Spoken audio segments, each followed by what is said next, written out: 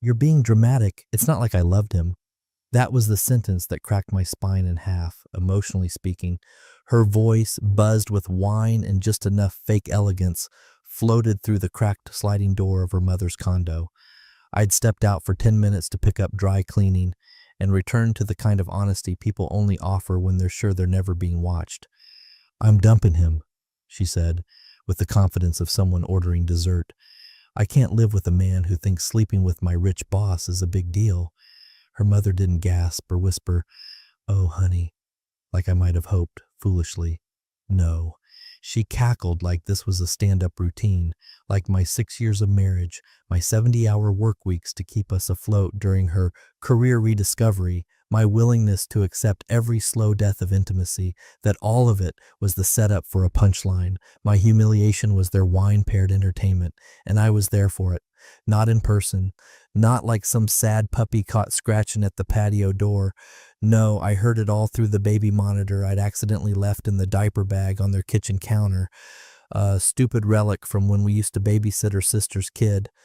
I'd grabbed the bag to carry some extra dry cleaning hangers, left it there while I went to the cleaners. When I came back, I opened the front door, heard her voice through the monitor's tiny, tinny speaker in the entryway, and just listened. You think you know what betrayal sounds like.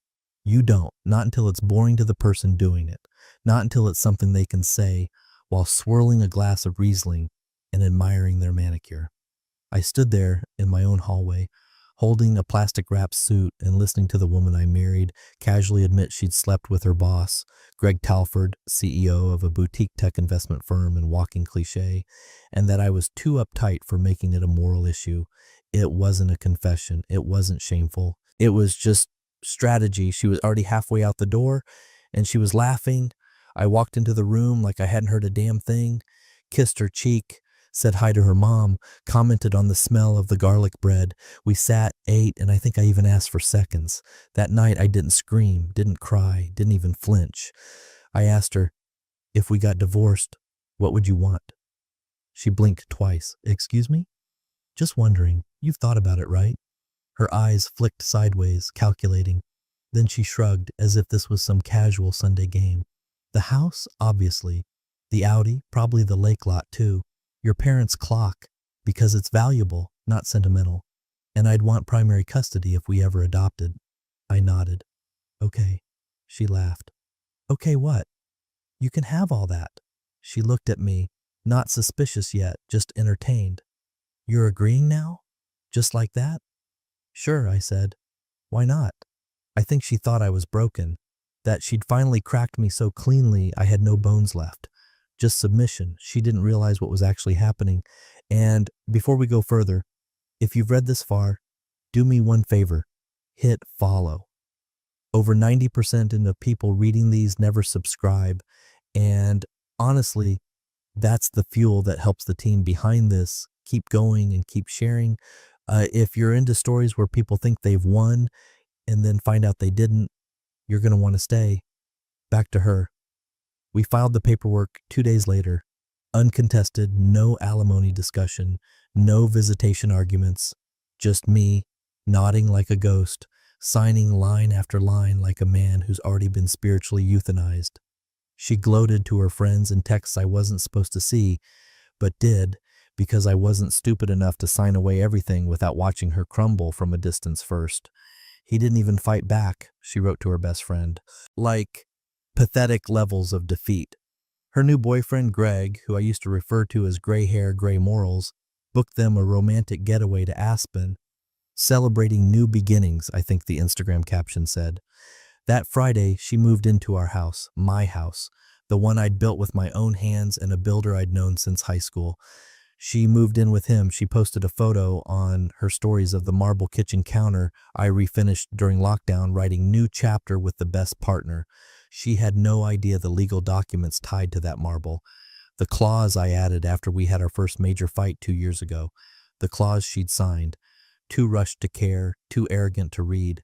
And I just let the insurance letters pile up, let the water bills arrive with someone else's name on them, watched from a distance while the ground slowly shifted under their little love nest.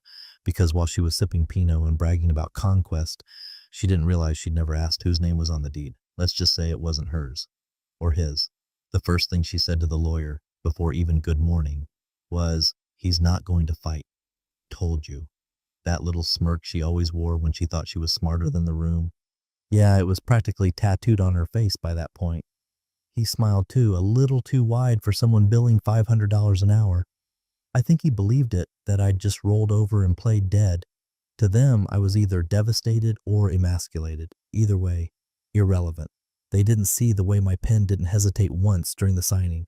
Papers were filed that same week. I didn't change a word, not even the line about my parents' antique Gustav Becker clock, hand carried from Prussia by my great-grandfather, that she wanted for aesthetic balance. Sure, she could balance her next bottle of overpriced Merlot on it for all I cared. No disputes, no mediation, no dramatic counterfilings. Her friends flooded her DMs with heart emojis and "you're glowing, babe" messages. They had no idea she was glowing from the reflection of the grenade she'd pulled the pin on herself. A week later, she and Greg went to Aspen. His post, "Recharge weekend with someone who inspires me." Her post, a photo of their room's fireplace with 2 wine glasses, one captioned, "Earned it." The comments were vomit-worthy. I had to laugh, because that same weekend I was standing in what used to be our garage, handing her the house keys. Politely. I even smiled, even complimented her jacket. And when her lawyer showed up to go over possession protocol, I shook his hand, thanked him for the smooth process, and said I hoped we could all move forward like adults.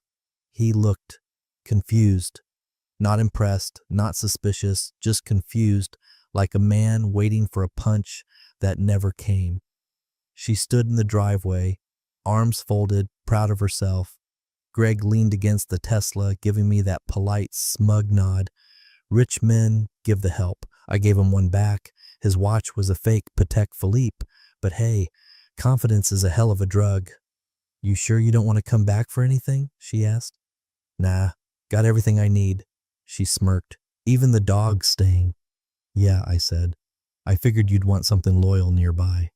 She didn't even flinch. That's what got me. The confidence. The unearned, oblivious confidence of someone who'd never been told how close they were to the edge. And she was close, but that's the thing about cliffs. They don't shout warnings. They just wait. In her head, I was the loser who didn't lawyer up, didn't scream, didn't even check what the new bedroom sheet smelled like. Just a man who handed her the keys, and apparently his spine. She'd even told one of her yoga friends, during a FaceTime I wasn't supposed to hear, that I was too emotionally repressed to care. Said I probably hadn't cried yet. Just walked away like a sad accountant. She wasn't wrong. I hadn't cried because I wasn't sad. I was focused. She thought she was building a new life. But what she was really doing was walking into a structure I'd already designed, walls, locks, blueprints, everything. And the best part, she thought it was hers, that she had won. I let her decorate it, let her parade around in it, post stories in it, make little snide jokes about how some men just can't keep up. While sipping on the porch, I poured concrete for in January snow. I even watched one of her live videos. She gave a tour of the house, my house, and when someone asked if she and Greg were planning renovations, she said, "Well, now that I own it, we're finally free to make it ours." I laughed so hard I had to mute the stream. You ever watch someone decorate a stage right before the trapdoor drops? That's what it felt like. Because while she was prancing around on Instagram, I was sitting with a property lawyer who once helped write the very clause she triggered without realizing it. A clause tied to misconduct, specifically infidelity with an individual in a fiduciary relationship to me. She just handed him my company's funding portfolio on a silver platter, and she didn't even know it. I wasn't quiet because I was scared. I was quiet because I was patient. Let her pick the curtains. Let her repaint the bedroom. Let her plant flowers in soil that was already deeded under a name she never even thought to look up. Her lawyer, he thought it was all over. Sent me a final thank you email, subject line, "Closure." I replied, "Always grateful for efficiency." That was the last thing I said to any of them directly, because the next time they'd hear from me, well, it wouldn't be words.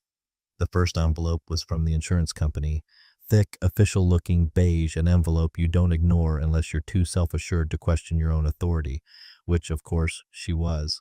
It arrived 3 days after she moved in, 2 days after she posted a photo of the living room captioned New Beginnings, and exactly 1 day after Greg installed a $12,000 smart lighting system he couldn't operate without Googling every command. I imagine she tossed the envelope on the kitchen counter without even opening it.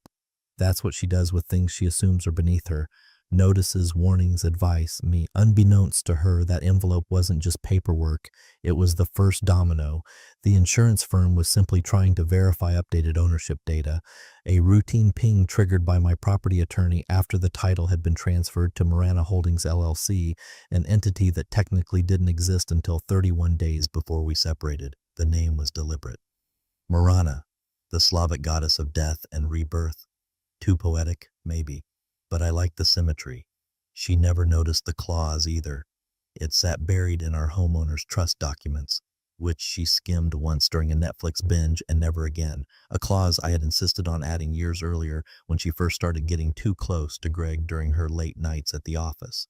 I told her it was about asset security, something about probate loopholes. She nodded, uninterested. Signed on page 17, line 8, right beside the line that activated full property control transfer in the event of moral misconduct involving a named corporate fiduciary. She didn't know Greg's name was listed as one. She also didn't know that signing it had been her idea. I'd framed it as a proactive financial shield. Just in case I die or something, I'd said, handing her a pen. She signed with the same disinterest she used when approving Uber receipts. Now here she was, living in a house legally owned by a ghost corporation, on a deed with a name she didn't recognize, under an insurance policy no longer tied to her, and she hadn't felt the ground shift yet. The only indication that something was off? A growing stack of mail, more than usual, thicker, from agencies with acronyms she'd never cared to understand. CFPB, NFIP, even the local zoning board, all addressed to Marana Holdings LLC. I knew exactly what she'd do. Nothing. She'd ignore it, maybe take a photo and ask Greg, "Do we need to care about this?" And he, cocky and equally oblivious, would tell her, "Nah, probably just junk. We'll forward it later." You know what I did? I let them. Let the pile build. Let them decorate a house they didn't own. Let Greg pay for renovations on a property that legally restricted all structural changes without approval from the listed controlling entity, which wasn't them. Let them live on a time bomb. And they loved it. She posted updates every other day. Brunch on the patio. New light fixtures. Finally feeling like home.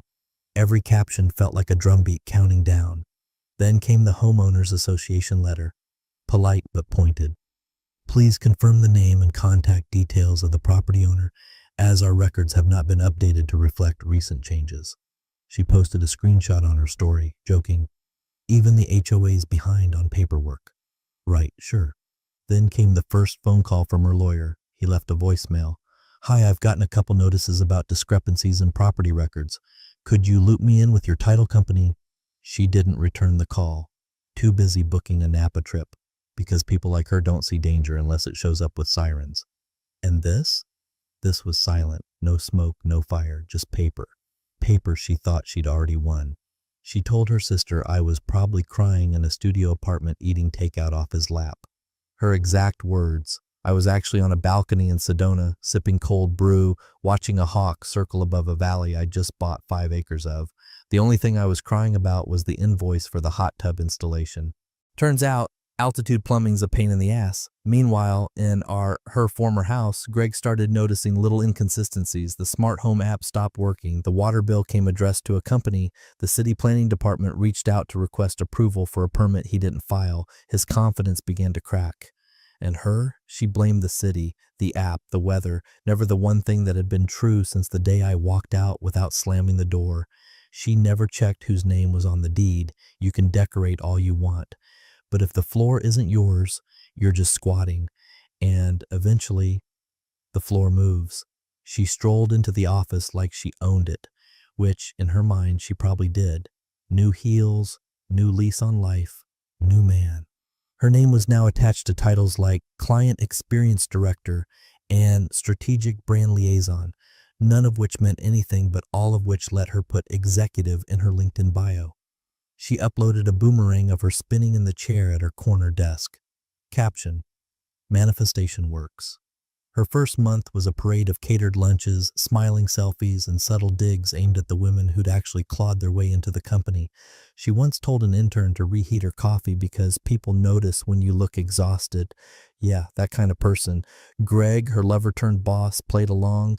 He loved the optics, trophy girlfriend, turned executive, turned validation. He called her a breath of elegance in an aggressive sector. She called him babe during calls on accident and then giggled through the apologies. No one corrected her. No one dared.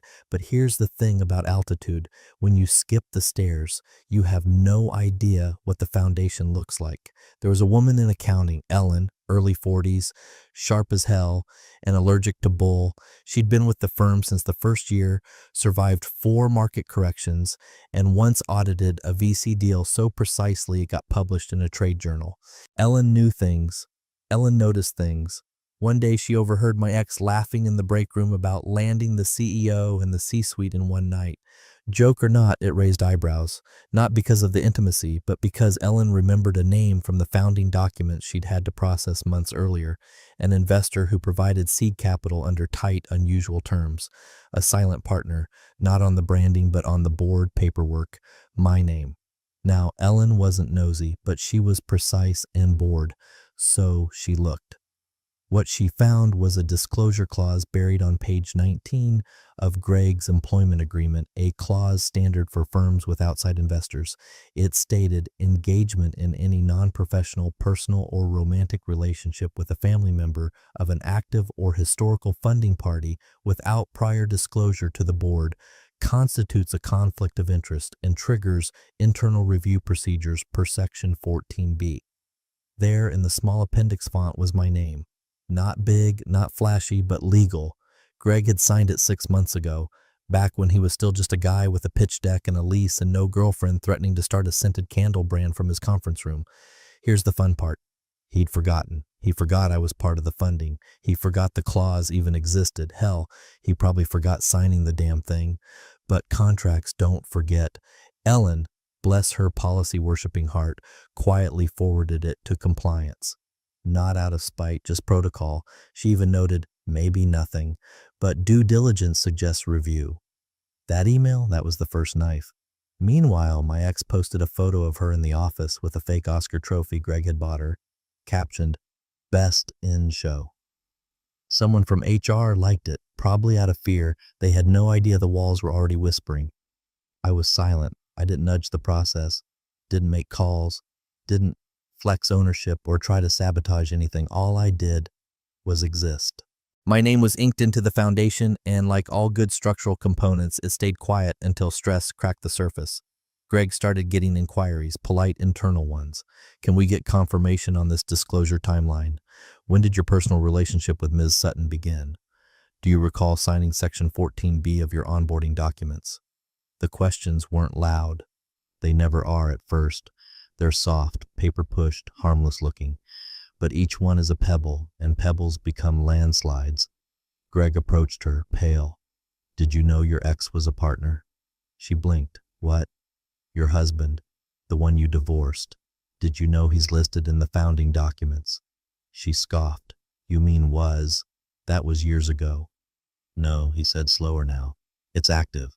His name is in our cap table appendix. That's when it landed. She tried to spin it. He never mentioned it. Probably a vanity stake. He has no real pull, right? Greg didn't answer, because he wasn't sure. She called me that night. Twice, no voicemail, just missed calls. One at 10:47 p.m., one at 1:12 a.m.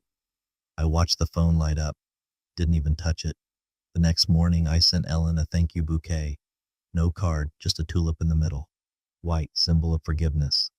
Because I was grateful, not for the exposure, but for the reminder, even when they climb the tallest ladder, if it's leaning against the wrong foundation, gravity always wins. It happened at a retreat in Scottsdale. Corporate paid, of course. White robes, avocado mousse, brand building workshops led by a serial entrepreneur whose biggest exit was a juice bar franchise, the kind of place where people get just drunk enough to start believing their own mythologies. She was 3 glasses of overpriced Prosecco deep and riding high. By then, she had fully immersed herself in her role as Greg's public partner, emotionally, professionally, and now financially. She'd convinced herself that all consequences had been dodged, that the house issue was just a filing error, and that my ghost stake in the company was just noise. Delusion and Chardonnay make a hell of a cocktail. At one point, she sat poolside with two junior associates, new hires, both eager, nervous, still finding their place.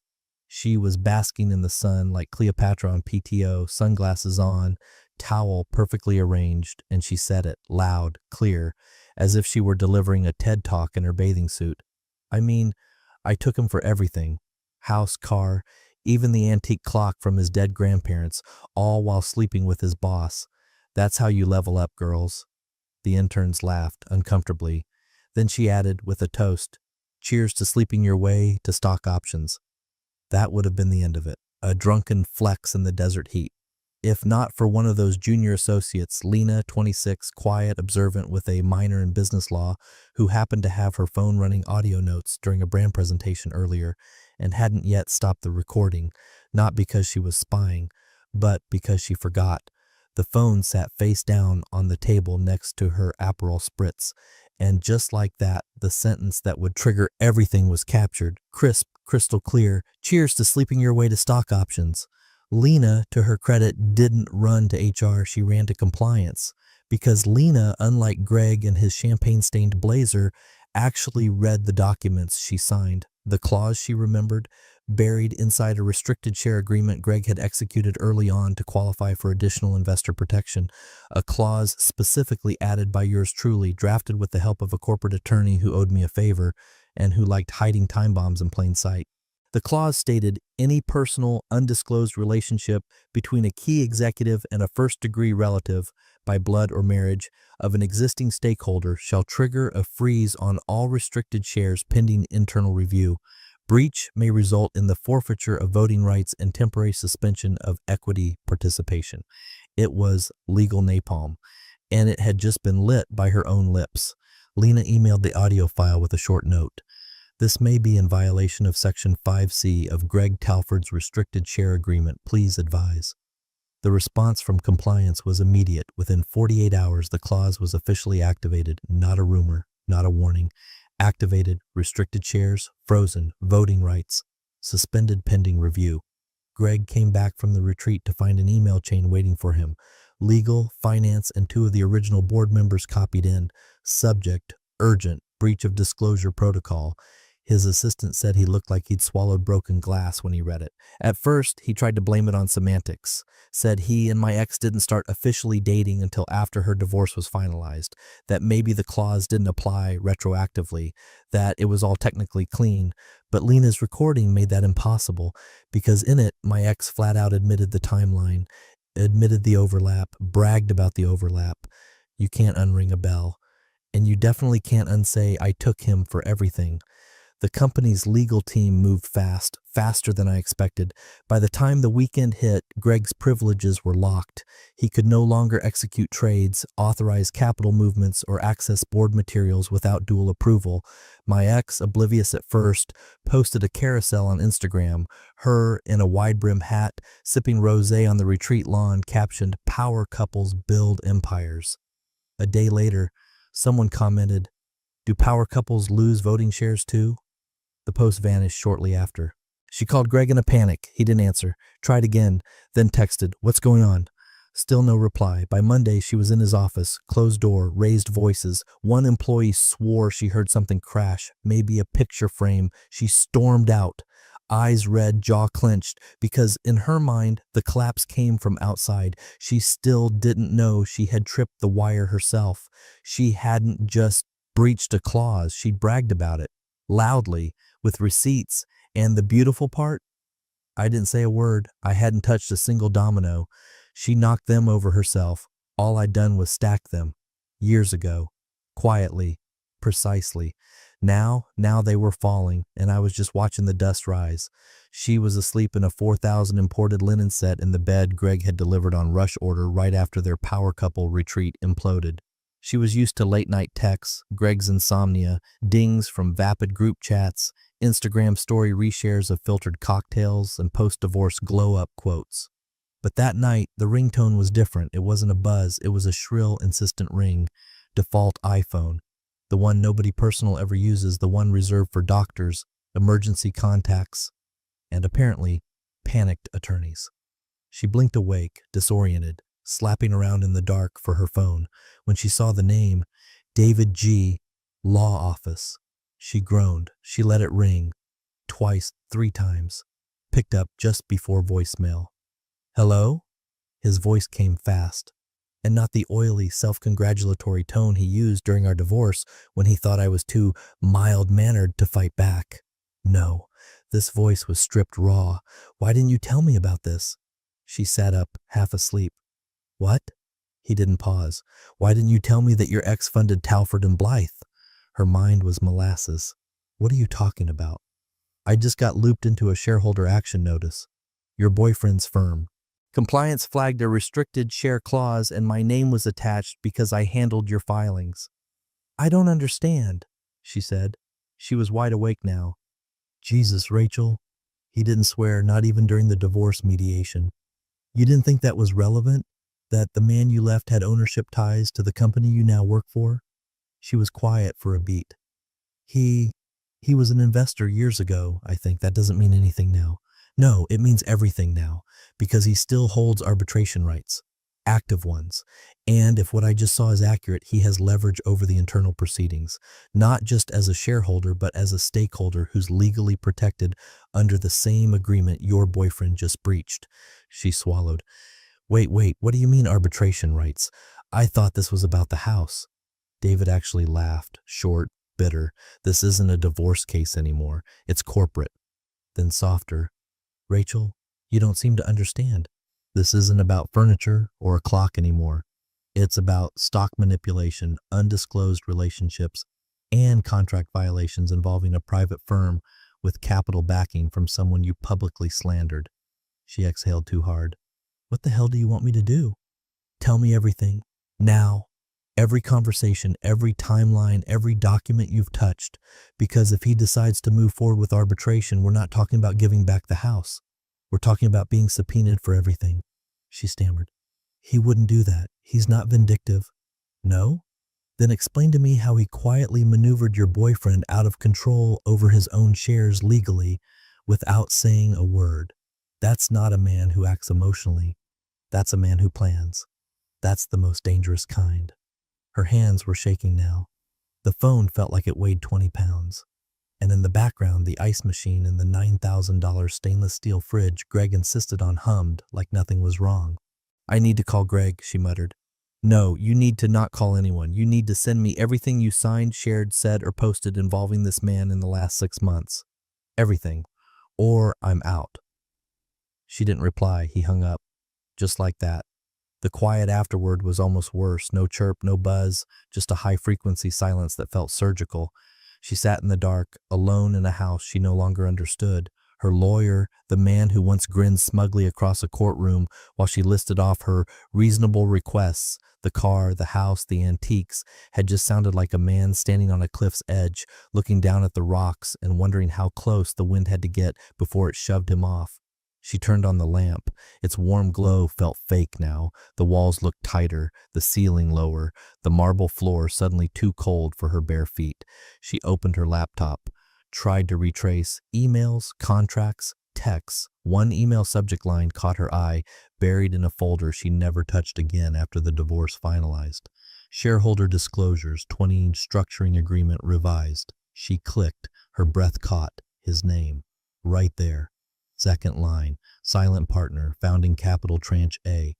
She had never read it. She deleted the attachment, trusted Greg, trusted the narrative. She was in love. She had won. Why double-check the floorboards when the house looked so pretty from the curb? And now the floor was gone. The bed suddenly felt foreign. Her pulse thudded behind her eyes because the game she thought she was playing, manipulation, conquest, social maneuvering, that wasn't even the board he was playing on. She hadn't just lost. She hadn't even understood the rules. The boardroom at Talford and Blythe was glass-walled, marble-floored, and always freezing, by design.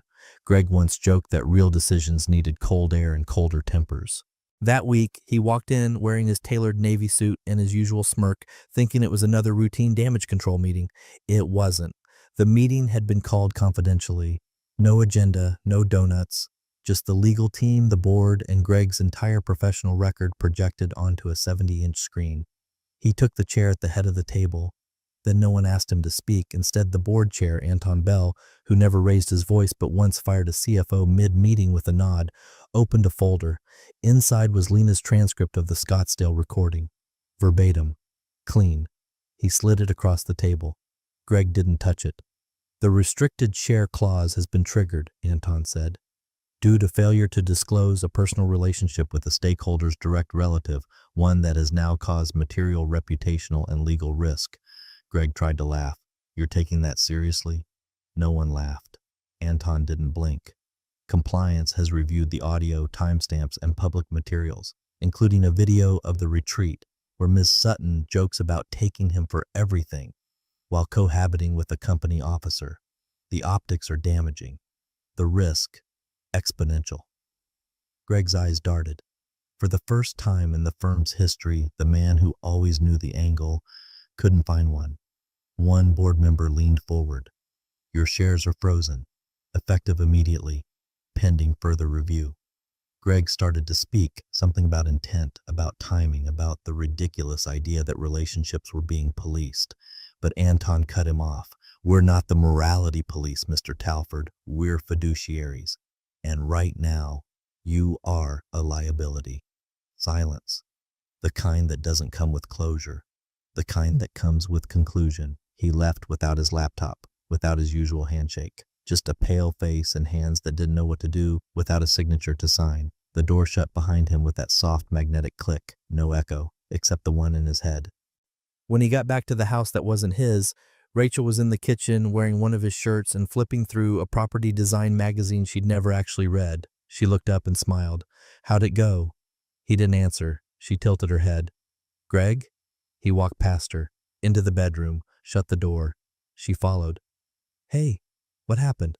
Nothing. He sat on the bed, shoulders slumped, hands in his hair. Greg, talk to me. He looked up at her like she was a stranger who had just knocked on his hotel room door uninvited. You didn't tell me he was a partner. She hesitated. I didn't know. Not really. You didn't know the man you divorced, who funded my company, was listed in my shareholder agreement?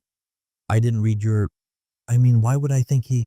You slept with me during your marriage, and then moved in here, into a house he still legally owns. Do you have any idea what that looks like to the board? Her voice cracked. You didn't tell me either. He laughed bitterly. I didn't have to, because I wasn't the one with something to gain. That's when she realized. He wasn't going to protect her. He wasn't going to fight for her. He was going to let her sink because she was now the anchor tied to his name. That night, she called me. First time in weeks. I let it ring. She called again and again, 5 times total. No voicemail, no text, just a name on the screen I didn't need to see to recognize. Each call shorter than the last. By the 5th, it barely rang once before she hung up. Radioactive. That's what she'd become. Greg couldn't touch her now without burning his hands. And I didn't even need to touch her. She was already melting on her own. It dropped on a Wednesday. No warning, no leak. Just a quiet headline buried beneath larger market news. At first. Founding stakeholder reclaims interest amid conflict scandal. 2 photos.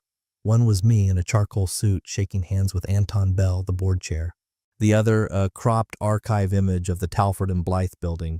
Sleek, glassy, sterile. Rachel wasn't in the article. Not mentioned once. No photo, no footnote, no source close to the executive's partner blurb. Nothing. She wasn't a key figure. She wasn't even a character. She'd vanished between the folds of a corporate scandal she thought she was riding like a wave. What she never understood was that waves don't carry you. They drag you under. The piece was short but surgical. Following the recent suspension of CEO Greg Talford's restricted shares, founding investor Michael R. has exercised a repurchase option dating back to the firm's original capital structuring. In light of recent governance violations, the board has unanimously approved the buyback. R now holds a controlling equity interest under a revised voting structure. The comments section did what comment sections do. Exploded. Wait, who's Michael R.? Talford got played by his own cap table? Holy hell. This is why you read the fine print, boys. Silent partners always move loudest when it matters. Her name didn't appear once in any of it, not in the article, not in the comments, not in the board memos that followed, not in the shareholder newsletter released 2 days later, which praised strategic repositioning efforts and a return to the firm's founding values. She read it 3 times in their shared kitchen, well, what used to be shared before Greg stopped coming home for dinner. She sat at the marble island she once bragged about choosing herself, holding a printout of the article with her name missing like a slap in every paragraph. She circled the part about the buyback, trying to make sense of the phrasing, as if the ink might explain how the story had shifted without her even realizing it. She wasn't sidelined, she was erased. There's a difference. Sidelining means you're still in the game, benched maybe, but visible.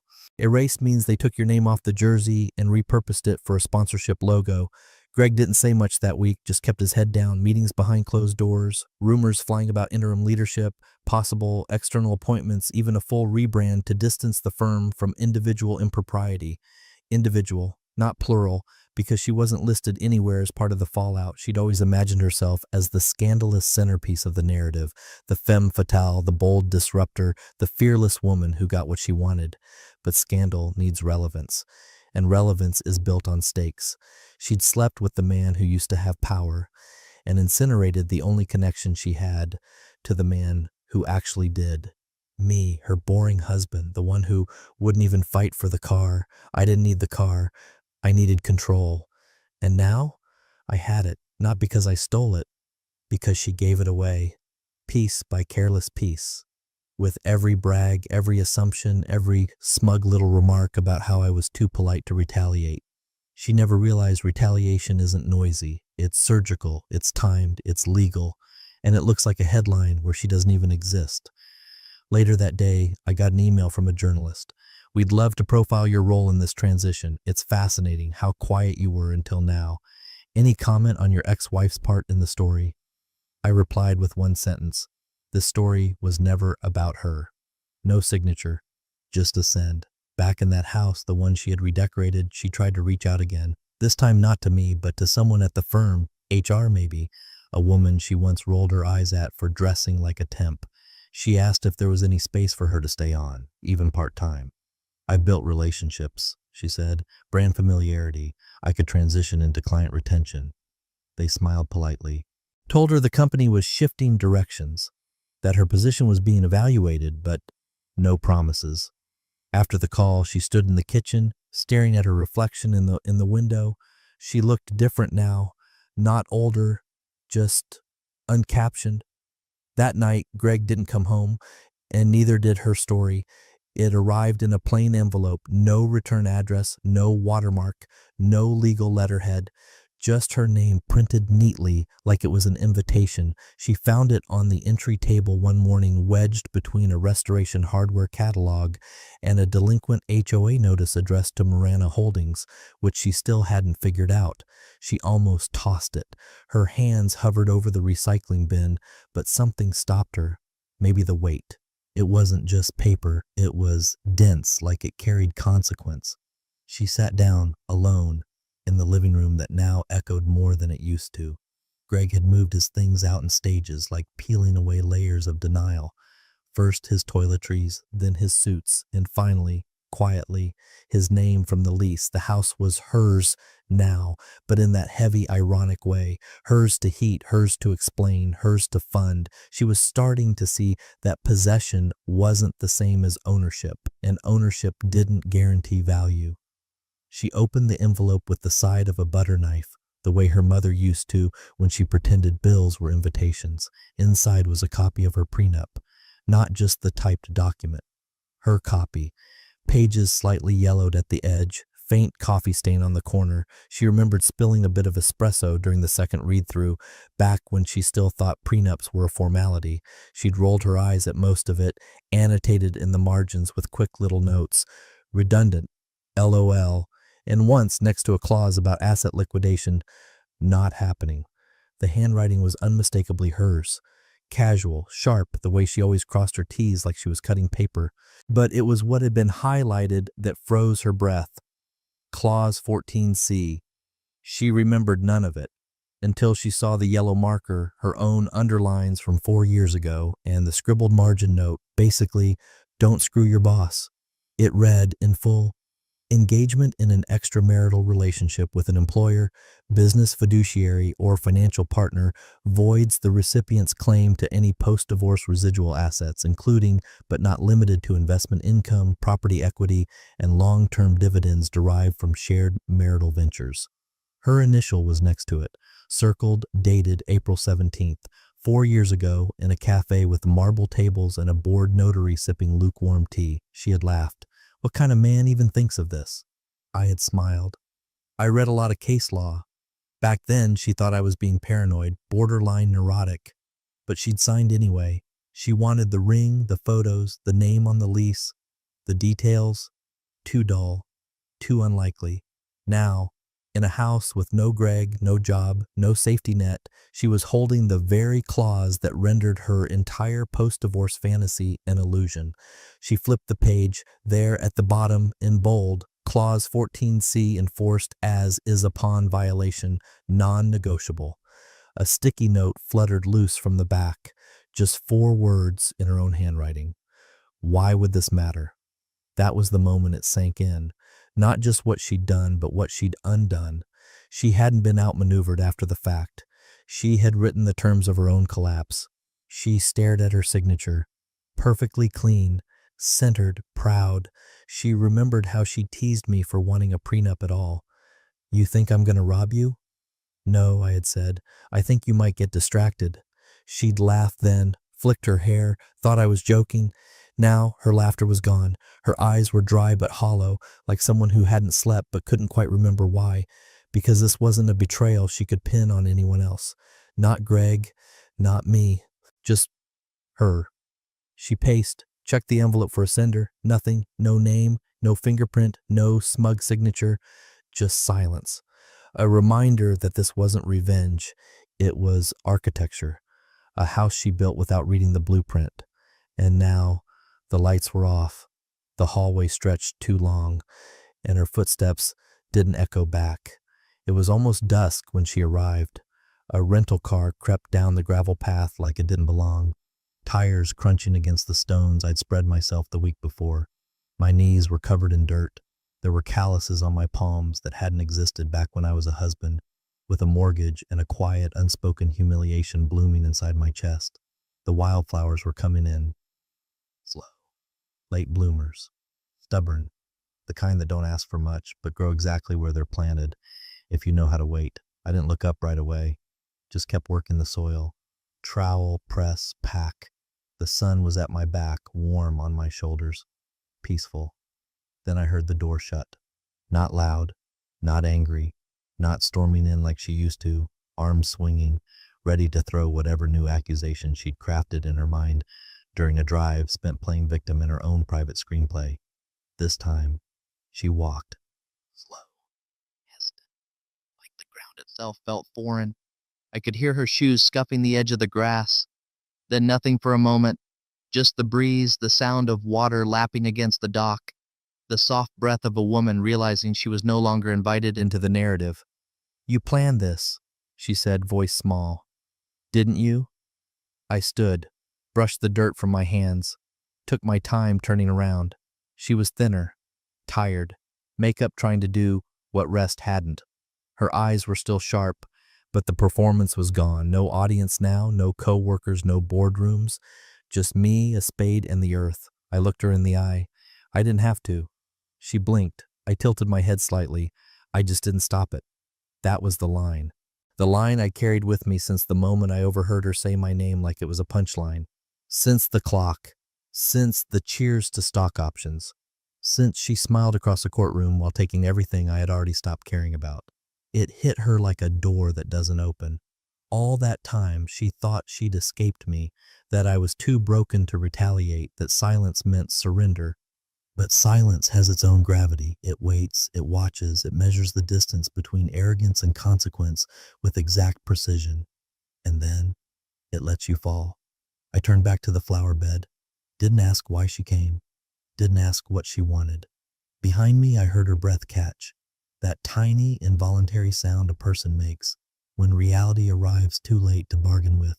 She didn't cry. Rachel was never one for tears unless someone else was watching. But she didn't speak either. There were no questions left, no second chances. She walked back to the car slower than she came, one step at a time, each footfall saying what she couldn't. The engine turned over once, then again, and she was gone.